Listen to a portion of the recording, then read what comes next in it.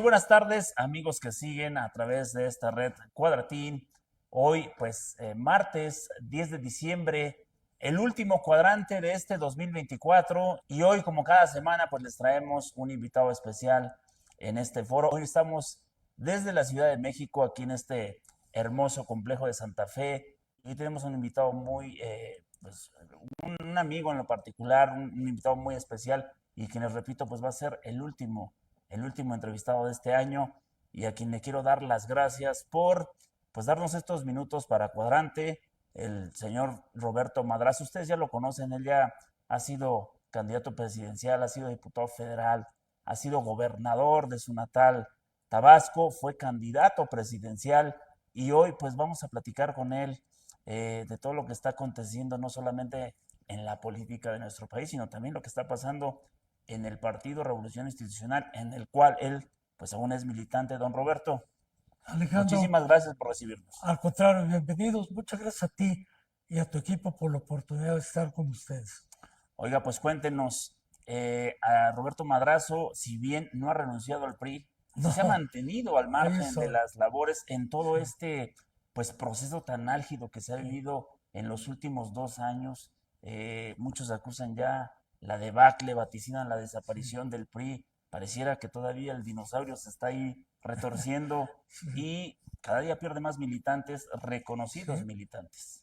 Fíjate que esto que apuntas, que es muy importante porque no es de ahora, sino que hemos venido a través de muchos años perdiendo la base de militancia Ujú. del partido. Yo recuerdo que se señaló en diferentes intervenciones, diferentes actores dentro del partido lo íbamos señalando. Algunos en aquel entonces tuvieron que dejar, como Ivonne Ortega, que era muy Así es. combativa en el interior del partido, y ella decía, entre otros más, que estábamos con esa idea de que se perdía la base, se estaba perdiendo porque dejamos las causas, abandonamos a la gente y en el gobierno de Enrique Peña el partido ya no abanderaba las causas. Empezamos a perder lo que habíamos ganado siendo oposición. Ujú. Y cuando volvimos a recuperar la presidencia de la República en el año 2002, 2022, 2012, con Enrique Peña, el partido dejó de luchar, dejó de abanderar. Y poco a poco empezamos a perder esa base militante. Y ahora se ha recrudecido. No solamente estamos perdiendo cuadros distinguidos del partido en todo el país, sino que estamos perdiendo también la base. Entonces el partido necesita un gran replanteamiento, necesita una reconstrucción y necesita volver a discutir cuál es el rumbo, hacia dónde va el partido, qué es lo que va a encabezar, porque el partido es un... El México moderno no lo vamos a poder entender si no revisamos la vida del partido. Ve cuántos dirigentes de oposición que hoy están incluso en el gobierno salieron del partido. Podemos enumerar muchísimos nombres que están en el PT, que están en el Verde, que están en Morena y que salieron del PRI. Es una gran escuela política lo que el partido fue haciendo a través del tiempo. Vienen momentos complicados, pero habrá que seguir dándole impulso al partido. Yo sigo creyendo que el partido puede cambiar, sigo creyendo que el partido debe de sacudir nuevamente los ideales que tiene para volver a motivar a su militancia. Y creo que se puede hacer. Don Roberto, siempre que las cosas se ponen difíciles en política, hablando concretamente de los partidos políticos, se viene este tema de vamos a replantearnos, vamos a Sí, refundar el partido, a ver qué está pasando. Pero pareciera que nada más en el discurso es como se hacen esos planteamientos. Mi pregunta sí. concreta es, ¿hay algo que rescatar en el PRI? ¿Hay algo que se deba replantear después? Insisto, ya usted lo acaba de decir, con toda la militancia, la desbandada que ha habido Ah, recientemente, apenas creo que el más reciente fue de la Madrid, el que acaba de Enrique, renunciar, Enrique de la Madrid sí, acaba de anunciar su separación ya del PRI y se va quedando así poco a poco sin cuadros bases y la base exactamente sí, en las regiones, en las colonias, hay que ver que la gente sí. prácticamente está desaparecida, ya no quieren como seguir operando, seguir apoyando al PRI. ¿Hay algo que rescatar en el PRI hoy? Sí lo hay, Alejandro. Nada fácil la tarea, pero sí lo hay. Eh, yo veo, por ejemplo, las contradicciones que está teniendo el gobierno Morena en varios temas. Hay una gran carencia de medicamentos, de insumos médicos en las clínicas, en los municipios o en las clínicas a nivel de las ciudades intermedias. No estamos dando la atención a la salud y sin embargo, el gobierno disminuye el presupuesto de salud en lugar de aumentarlo. Esas contradicciones son las que un partido político como el nuestro, que ha luchado por haber tenido el seguro social, que gracias a lo que la concepción que tenía el PRI de lo que debe de impulsar un gobierno para el Estado mexicano como el seguro social, eso lo podemos volver a refrescar, a recrear, para tener nuevamente las banderas, las causas que hagan que la gente vuelva a la vista a lo que es el partido. Pero tenemos que salir a la calle, tenemos que volver a las colonias, tenemos que ir otra vez a convencer a la gente porque hay un gran desencanto, no solo del PRI, sino en general de los ¿No partidos. está ya muy desprestigiada la marca, el verde, blanco y rojo, hablando como PRI? Sí. Esa es una de las grandes preguntas que se ha hecho el partido al interior. En esta incluso última asamblea que tuvo la dirigencia con Alejandro Moreno, era una de las preguntas que se hacía. ¿Qué hacemos con el nombre y los colores del partido? Es un gran tema que no está totalmente resuelto, si debemos o no cambiar de nombre, de colores, de logotipo. Ese es un tema que al interior debe seguirse discutiendo. Debería, usted desde su punto de vista, debería cambiarse los colores y el nombre del PRI. Mira, yo creo que es un poco más allá de lo que es el nombre o de lo que son los colores. Son importantes, pero si tú solo cambias la, la marca, cambias la fachada del inmueble, no vas a conquistar realmente gran cosa, porque el fondo está, ¿qué tanto te encuentras cercano o no con la gente? Ujú. Si la gente realmente está reconociendo que eres una organización que puede ella, la sociedad, confiar en ti para darle voz a ella, a esa sociedad. Hoy necesitamos tener esa voz. Hay una cantidad enorme de electores que no fueron a votar o unos que fueron a votar y que de repente se encuentran, como en el caso de la familia Yunes en Veracruz, ¿Qué caso? en donde Miguel Ángel dice, pues ¿qué creen? Sí, gracias por el voto, me hicieron senador, qué bueno que votaron por mí, pero ya no soy del frente por el cual ustedes votaron, ahora me voy a Morena. Entonces esa Pero población que se fue pareciera un intercambio de impunidad, ¿no, don Roberto? totalmente, totalmente ha salido a la luz, cómo le retiran las órdenes de aprehensión a él, a su familia. Desde luego que era un intercambio de quítame la orden de aprehensión y yo voto y Ujú. me voy con ustedes. Tuvo un costo enorme, pero yo más allá de él, en lo personal, me pregunto, ¿qué pensará la gente, Alejandro, que votó por ellos allá en Veracruz y que de repente sale con que su voto ya no era para la formación política Así es. por la cual votaron? Es igual. Si tú le cambias el nombre y el color y la marca a un Sí, partido, las caras siguen pero siendo y siguen los siendo lo actos. mismo, Las caras y los actos siguen siendo los mismos. entonces no te sirve de nada. Lo que hay que ir a la transformación real. Creo que a México sí le hace falta una oposición más combativa, más beligerante, una oposición más dialogante, porque el gobierno, si bien no quiere platicar con la oposición, no le interesa. Ellos como tienen mayoría en las cámaras, en el Congreso en general, son mayoría, los gobiernos estatales son mayoría, muchos congresos son mayoría. Entonces ellos con su soberbia hoy no quieren dialogar, no quieren platicar con los demás partidos, pero los demás partidos también representan gente. Ujú. representan sociedad, representan votos. Cuando yo escucho a la presidenta Sheinbaum decir el pueblo votó por nosotros y lo que el pueblo y el pueblo que no votó por ellos ya no es pueblo porque votó por otro partido, entonces el pueblo no puede ser nada más el pueblo de Morena. Hay pueblo de Morena, hay pueblo del PT, hay pueblo del Verde, hay pueblo del PRI, hay pueblo del PAN. Sí, pareciera que está seccionado la gobernanza. Claro, y eso dificulta todo lo que es el ejercicio democrático de un gobierno.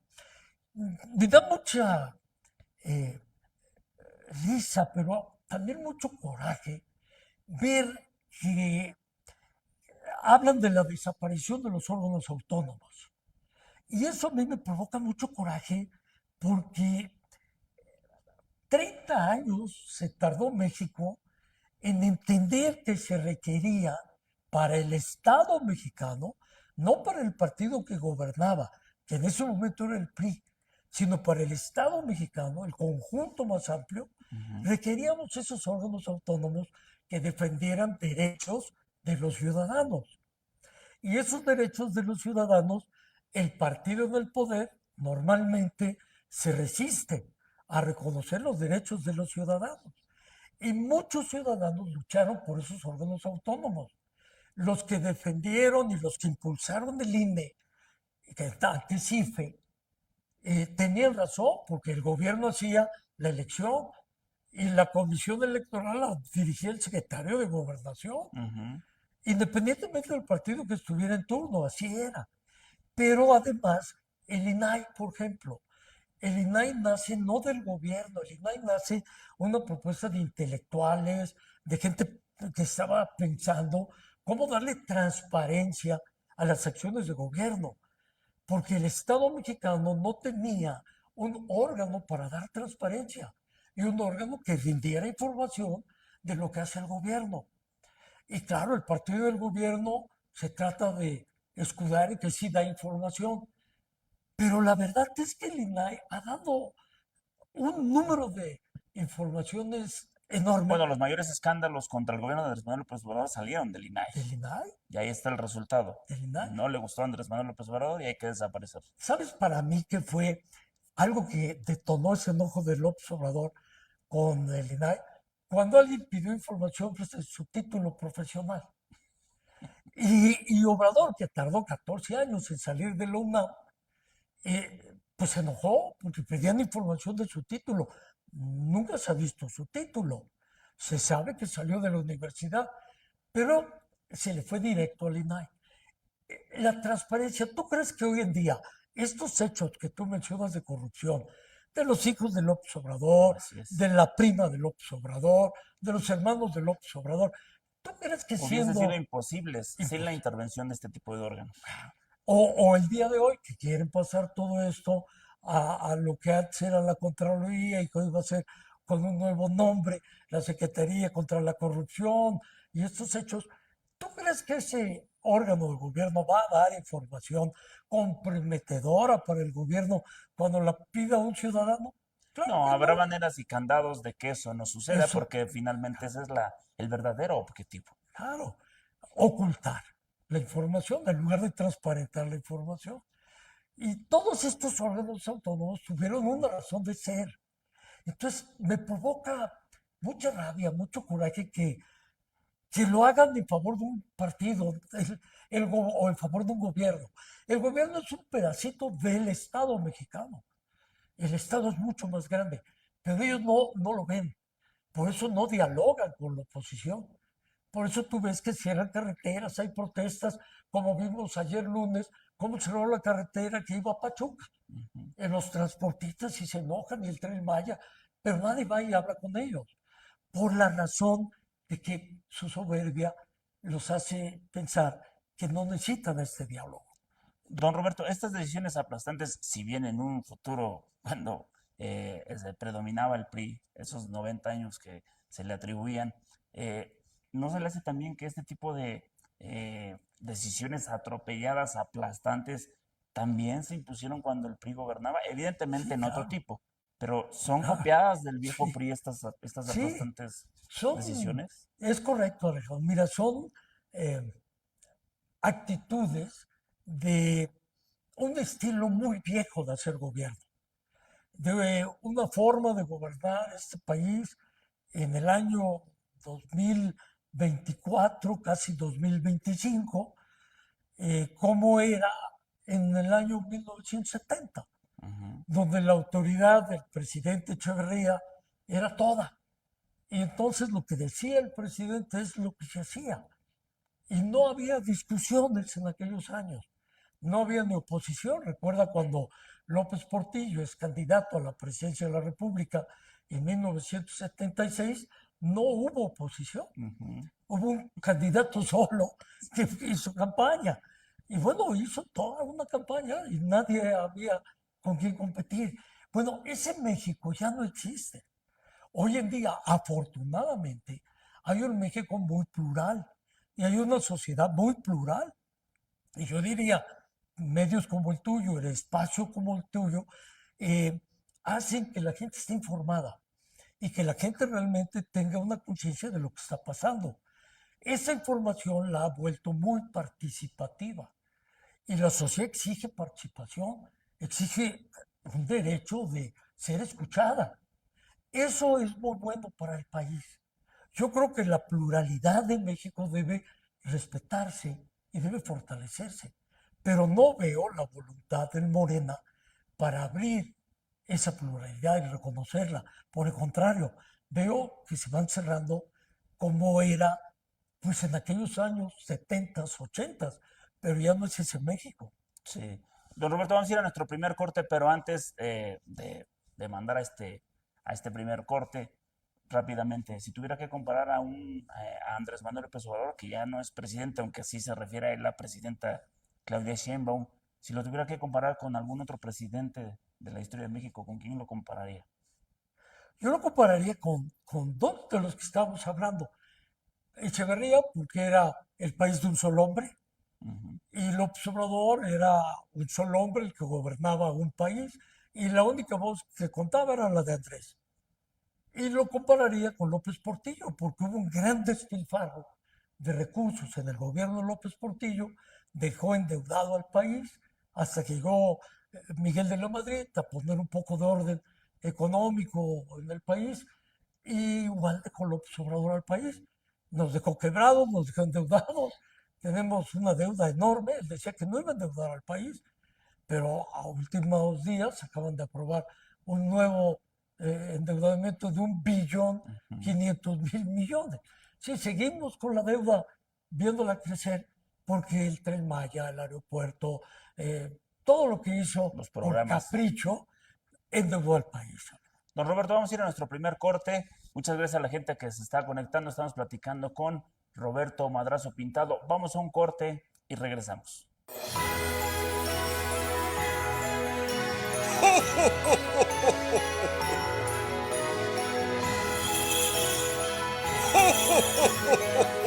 Ya es Navidad en Hidalgo. Ya es Navidad.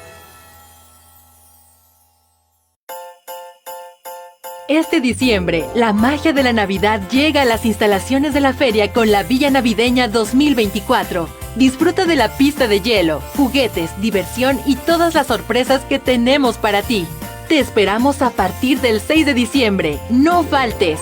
Ya es Navidad. Regresamos a Cuadrante. Recuerda, estamos transmitiendo desde la Ciudad de México, aquí en este bello complejo en Santa Fe. Y hoy pues estamos platicando con Roberto Madrazo Pintado, exdirigente nacional del PRI, exdiputado federal, exgobernador de Tabasco y también, recuerde usted, fue candidato presidencial en el 2006, 2006. en el 2006. Y pues seguimos platicando de todo esto que está pasando pues con la política interna de nuestro país, pero también con el tema del tricolor. Don Roberto, para cerrar un poco el tema de lo que está pasando al Sí, interior del Partido Revolucionario Institucional, ¿se tiene que ir Alito? ¿Lo está haciendo bien Alito? ¿Lo está haciendo tan mal? ¿Es realmente las cosas que sí, las está haciendo tan mal como dice la militancia y que está orillando esto a, pues a la sí. renuncia, a la partida de cuadros sumamente comprometidos con este partido? Sí, mira, eh, yo participé en varias reuniones donde estuvieron los expresidentes del partido y ellas y ellos, incluyendo mi voz, le decíamos a Alejandro lo que pensábamos, lo que veíamos en el momento que vive el partido, la necesidad de los cambios, la necesidad de hacer un paso a un lado para que esto pudiera entrar en una dinámica quizá diferente. Sin embargo, él decidió permanecer y ahora lo ratificó ya el Tribunal Electoral de acuerdo a lo que resolvió una asamblea. Entonces, quedarnos en la discusión al interior del partido si Alito se va a ir o no se va a ir, Porque parece que no avanza, siguen ahí atorados. está atorado el tema, exactamente. Ese tema está ahí atorado. Pero me parece que estamos perdiendo el tiempo. Si Alito se va o no se va, pues bueno, ya el tribunal lo ratificó, él hizo una asamblea. Bueno, se quedó. Pongámonos a trabajar, porque el tiempo corre. Y el 2027 está a la vuelta de la esquina. Y de aquí al 27, la manera que hoy estamos, no veo que vayamos a tener buenos resultados. Entonces hay que ponernos realmente a trabajar. Ya la discusión, si Alito va o no va a salir, pues ya pasó de tiempo, ya quedó ratificado por el tribunal, quedó ratificado por la asamblea. Venga una nueva etapa que sea de trabajo. Y yo creo que de la asamblea hubo pronunciamientos importantes que habría que retomar y ponernos a trabajar a que esto funcione. Y me parece a mí que el reto va a ser cómo logramos conservar un partido después de tantos años de estar en la lucha política en el ánimo de la sociedad. Es el partido que mayor rechazo tiene. La marca PRI es la marca más rechazada de los partidos políticos. Ese es un reto inicial enorme. ¿Cómo vamos nosotros al interior del partido a lograr transformar ese tipo de cosas? O de nuestros compañeros, muchos de ellos son amigos personales míos de toda la vida, que se han ido de las filas del partido. Yo nunca he criticado eso porque alguna razón tuvieron para ir. Yo más bien me quiero enfocar a la razón que lo hizo a cada uno de ellos abandonar el partido, por alguna razón que tuvieron. Bueno, aprendamos de eso, corrijamos esos errores, porque la gente no se va así nomás, se va porque la institución falló y por alguna razón se tuvieron que ir.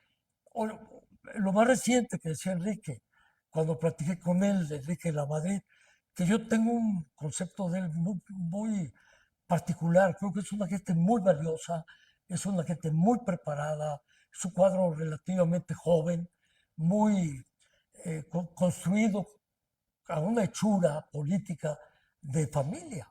Él viene de una tradición familiar de hacer política en bien de un país, no de una situación personal. Entonces, para que Enrique haya dicho donde yo no debo estar, es en el PRI.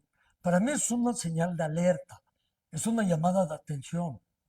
Lejos de decir, ¿por qué se van? No, vamos a ver por qué se fueron. Gente tan valiosa como Enrique, que se haya ido, para mí indica que algo no funciona, pero que se debe corregir.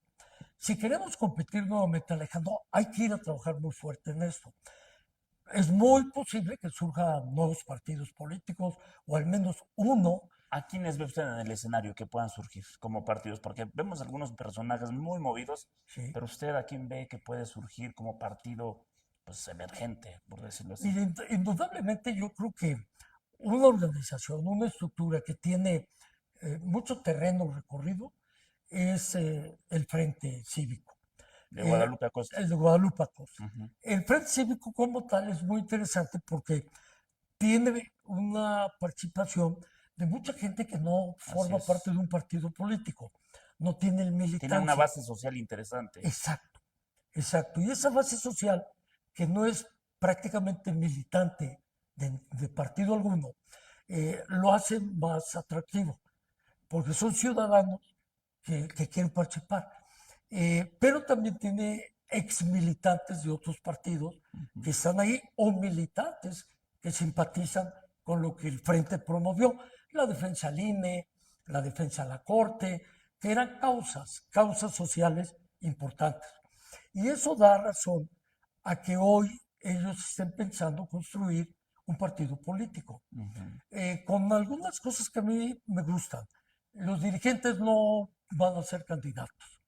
Creo que sería una regla sana. Sí, que es la regla que trae Guadalupe Acosta Naranjo, ¿no? Así Que es, así lo dice. sí. Y creo que esa puede ser una regla a discutir por los partidos políticos.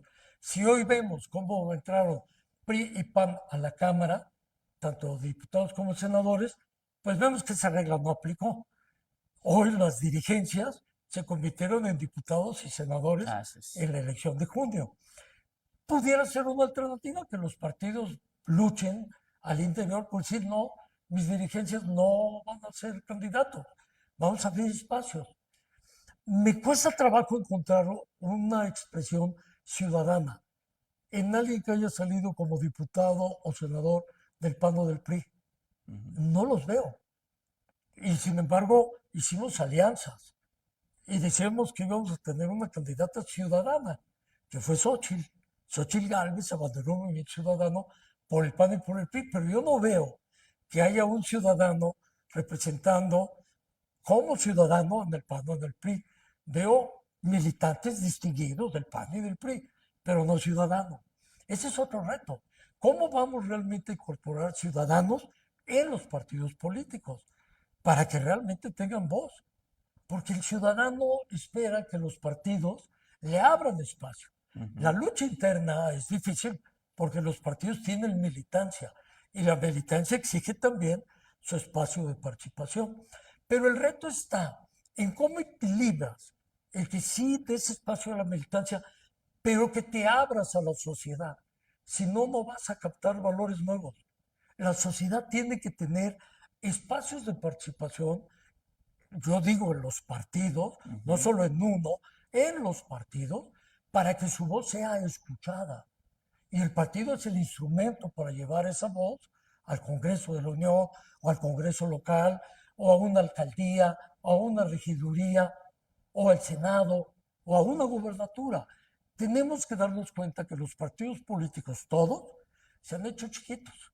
Y entonces cuando tú ves que otro esfuerzo serio, como el que hace Ulises Ruiz para formar un partido y que está trabajando intensamente para ello, o el que tú ves con Ricardo Salinas, que trae otra idea hacia otro, digamos, segmento en la gran barra de la democracia, pero más hacia la derecha, está él también, queriendo formar un partido. En fin, hay mucho, pero digamos que la democracia, yo creo que hoy en día la sociedad mexicana, en esta democracia, nos está pidiendo más ir hacia, yo diría, un centro izquierda que hacia una izquierda radical o a una derecha radical.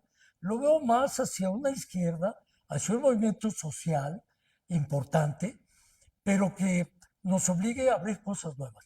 Si un partido que quiera nacer se va a dedicar a quitarle votos a Morena, que tiene hoy en su padrón del bienestar con los programas sociales, no va a poder, porque ahí tiene todas las semanas y todos los meses el reparto de 690,000 millones anuales que reparte, se va por semana a la gente que simpatiza con ellos o que no simpatiza, pero le tienen compran atados sí, claro. en su voluntad política con el recurso económico de los programas sociales. Pero hay millones que no votaron por ellos o millones que no fueron a votar. Y los partidos no están haciendo nada por No tienen una opción estas personas. No hay opción. No hay opción. O muchos que están en sectores populares que no tienen programa de bienestar y que están abandonados. También existen.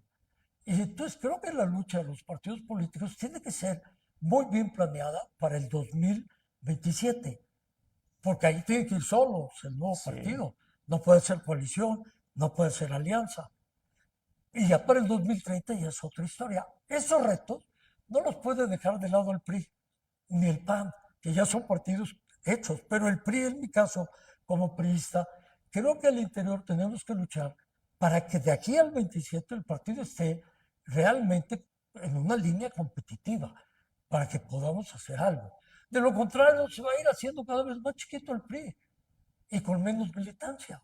Oigan, estos primeros 2 meses de la presidenta Claudia Sheinbaum, que sin duda pues no podríamos evaluar todavía su labor, no habría margen para hacer una calificación. Sin embargo, creo que sí ha dado chispazos de esto que han estado comentando algunos analistas, de que ver una presidenta pues sometida bajo el poder todavía de Andrés Manuel López Obrador, lo cita todavía como presidente, pareciera que hay una presidenta pues prácticamente dominada por este esquema que implementó López Obrador. ¿Usted lo percibe así? Sí, sí, Alejandro, mira, me, me, me parece que además es muy pronto como para que ella esté tan entregada Entregada. a darle un espacio a quien ya dejó el espacio y confunde. Yo entiendo pues que hay que tener una cortesía política con quien sale y quien la impulsa en su carrera política, como fue Andrés Manuel López Obrador, impulsando a la doctora Sheinbaum. Pero me parece también que la sociedad necesita encontrar a su liderazgo. ¿Dónde está el liderazgo de la presidenta hoy en día? Pareciera que es una presidencia de dos, que es una presidencia dual, que es una presidencia que no es libre para decir algo si no ha sido consultado el teléfono rojo del rancho de Palenque. Y eso no es sano para un país como el nuestro. A nuestro país le gusta tener un presidente o presidenta, en este caso fuerte. La lucha es antes de la elección. Ya vino la elección, ganó la presidenta Sheinbaum su elección. Bueno, la presidenta Sheinbaum es quien lleva el liderazgo nacional. No me gusta ver a la presidenta Sheinbaum haciendo lo mismo que hacía López Obrador. Me cuesta mucho trabajo y no es porque yo haya sido un adversario histórico de López Obrador desde 1988. No, sino no me gusta ver que la presidencia de México, sea quien la ostente, esté sujeta a dos mandos. Creo que debe tener un mando la presidencia de la República. Para eso elige la gente. Pero cuando yo veo que hay demasiadas concesiones a el expresidente, me cuesta trabajo entender que sean decisiones de la presidenta. Y hago distinciones en algo concreto. Voy a mencionar lo que me parece a mí en nombres que son un acierto de la presidenta. Omar García Harfuch, si lo dejan que se ponga las pilas y si lo dejan poner su estrategia, en seguridad puede dar resultado. Y ese a mí no me queda duda que es nombramiento de ella. Me gusta mucho el doctor Kersenovich. En salud, el doctor tiene mucho que aportar, una gran experiencia, Tiene el perfil por lo menos, un ¿no? Que enorme es lo que perfil. siempre... Así es. Y tienes a Juan Ramón de la Fuente en la parte internacional.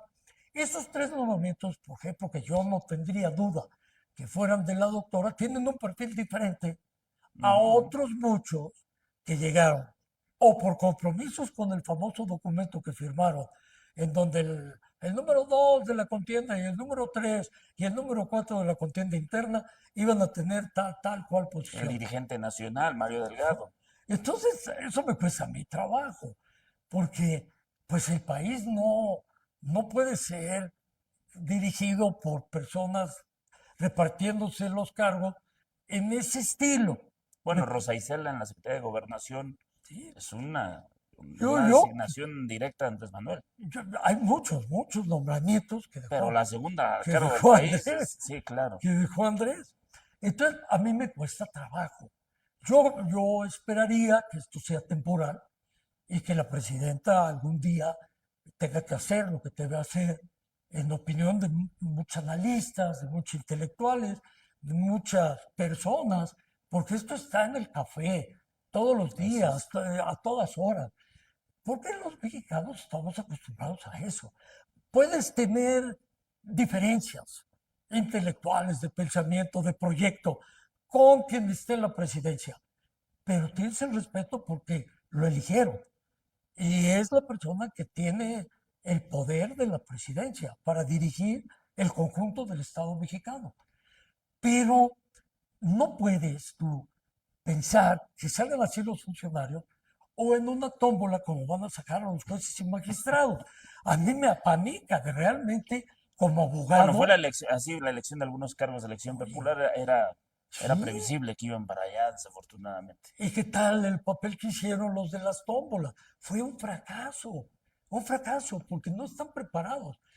Como abogado yo litigué muchos años Ujú. y no me imagino hoy en día a un juez o a un secretario de juzgado o a un magistrado, mucho menos un ministro de la Corte, que surja por una tómbola, porque la carrera judicial se hizo precisamente para evitar la improvisación en el Poder Judicial y que el Poder Judicial tuviera un empaque que le diera mayor prestigio, mayor formación a todo este grupo de jueces, magistrados, ministros. Y lo que vemos es que se está perdiendo. La presidenta Sheinbaum, yo recuerdo y presumo de tener buena memoria, que ella había dicho, lo de la elección del Poder Judicial lo vamos a ver con tiempo, vamos a revisarlo despacio. Y unas horas después Como dicen, 2 doritos después o 3 doritos después, ya había cambiado de cambió de opinión opinión. y era presidenta electa. Entonces, es una herencia, para mí es una herencia. Oiga, don Roberto, ¿el 2030 va a ser el punto de quiebre entre López Obrador y Claudia Sheinbaum? ¿O usted considera, usted percibe que antes Claudia tiene que romper, la presidenta Claudia tiene que romper completamente? Yo creo que va a ser antes, pero va a ser antes porque la realidad se va a imponer. Ujú. Aunque ella no quiera romper, la realidad va a hacer que se separe. Si bien, como ella dice, no va a haber rompimiento porque es el mismo movimiento, cuando menos le va a tener que poner su sello personal. Y su sello personal lo está empezando a hacer, por ejemplo, en seguridad. Ya hay balazos, Así es. ya no solo son abrazos, ya no hay abrazos. Ya hay balazos, ya hay persecución de los delincuentes, ya hay encarcelamientos, ya se detienen a los cabecillas de los cárteles, ya empieza a funcionar.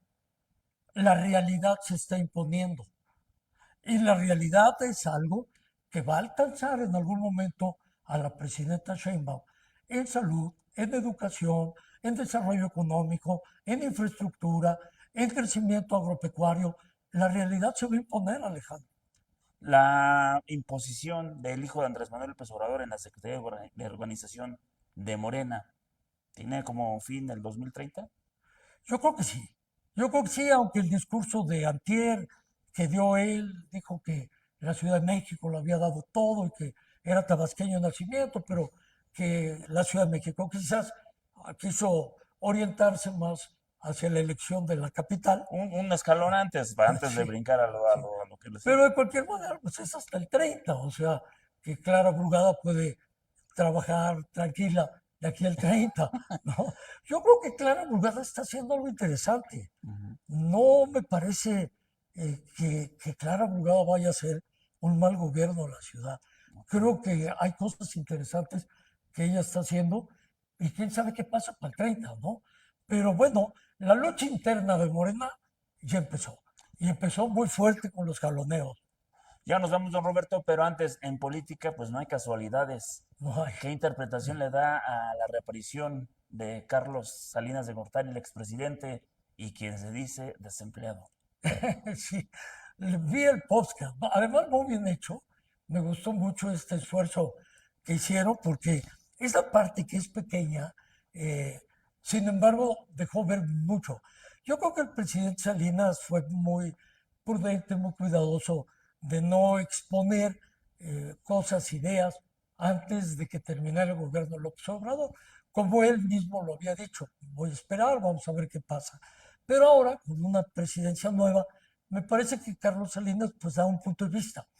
Él fue el impulsor del Telecam y sin duda que los partidos políticos deberían de pensar, o el grupo más bien, voy a quitar, borro lo de partidos políticos, el grupo que va a negociar el TEMEC tendría que ir viendo de dónde nace el Telecam, ir buscando el Defonso Guajardo, ir buscando a todas las personas que a través de los años han tenido participación con el Tratado de Libre Comercio y cuáles son las circunstancias hoy en día. Los países así lo hacen. No se cierran a escuchar a quienes ya pasaron por este camino. Mira el representante que nombró Estados Unidos. Era el segundo de a bordo de quien a nombre de Estados Unidos había trabajado en este esfuerzo del Tratado Comercial con México. Entonces, ese ejemplo, ¿por qué no los mexicanos tenemos la oportunidad de discutirlo y analizarlo? Creo que Ildefonso Guajardo es una de las personas mejor preparadas para poder analizar qué se puede hacer con el TEMEC. Don Roberto, finalmente, hablaba usted hace un momento de la creación de nuevos partidos, le pregunté a quién ve usted en el escenario, ¿verdad? El tema democrático, pero pareciera que todo esto ya está en riesgo. ¿Cómo vamos a apostar a la democracia a partir de pues, estos momentos cuando pues, la Corte, ya lo mencionó usted hace un momento, el tema de la tómbola, Morena de alguna manera va a ser suya esa parte, el INE ya está desaparecido, los organismos autónomos como el INAI prácticamente están despedazados. ¿Dónde están los equilibrios? ¿Cómo vamos a apostarle a la creación de nuevas opciones democráticas si las opciones que nos daban esa parte hoy las acabó Morena? Es un dato importantísimo el que tú estás señalando, Alejandro. ¿Cuáles son los contrapesos que debe tener un gobierno? Cualquier tipo de gobierno. El único que no tiene contrapesos son los gobiernos dictatoriales. Así es. Esos no admiten contrapeso. Pero hablando de que México es una democracia, hoy en día todo apunta a que vamos caminando a quitarle todos estos apoyos a los ciudadanos, que son los contrapesos que tenía el gobierno, que eran contrapesos ciudadanos.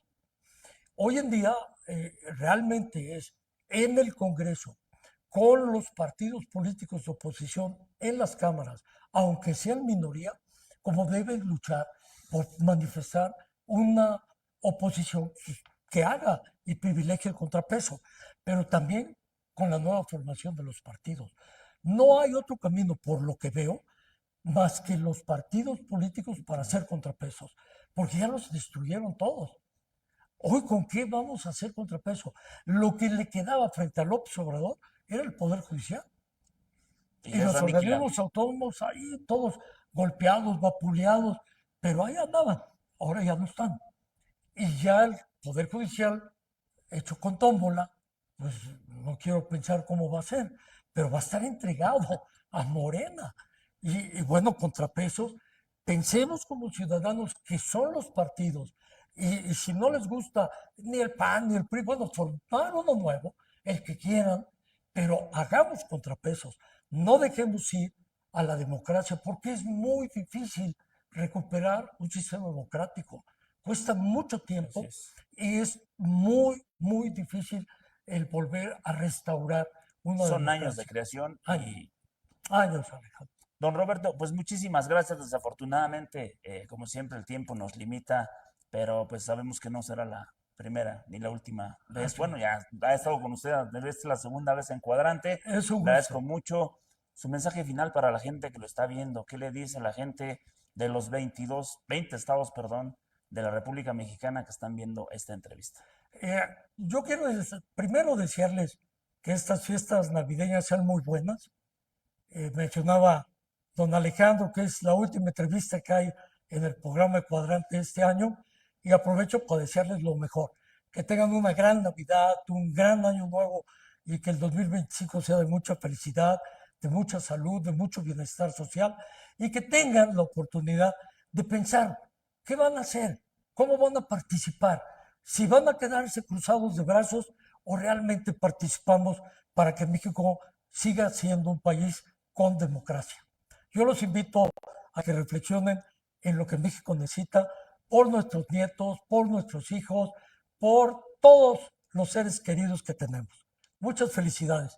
Muchas gracias, Alejandro. Lo mejor para ti y tu familia, y gracias por este espacio. Bueno, pues ya lo escuchó usted, don Roberto Madrazo Pintado. Pues yo le quiero agradecer mucho el favor de su atención. Muchísimas gracias. Recuérdalo, este es el último programa de Cuadrante del 2024. Regresamos, nos vemos el próximo 6 de enero con más invitados. Muchísimas gracias a toda la gente que pues, semana a semana nos sigue a través de esta transmisión, y yo me sumo a los parabienes de don Roberto Madrazo, de enviarle mis buenas vibras para estas fiestas decembrinas. De verdad que sea un excelente cierre de año. Por mi parte ha sido todo. Mi nombre es Alejandro Gálvez. Nos vemos aquí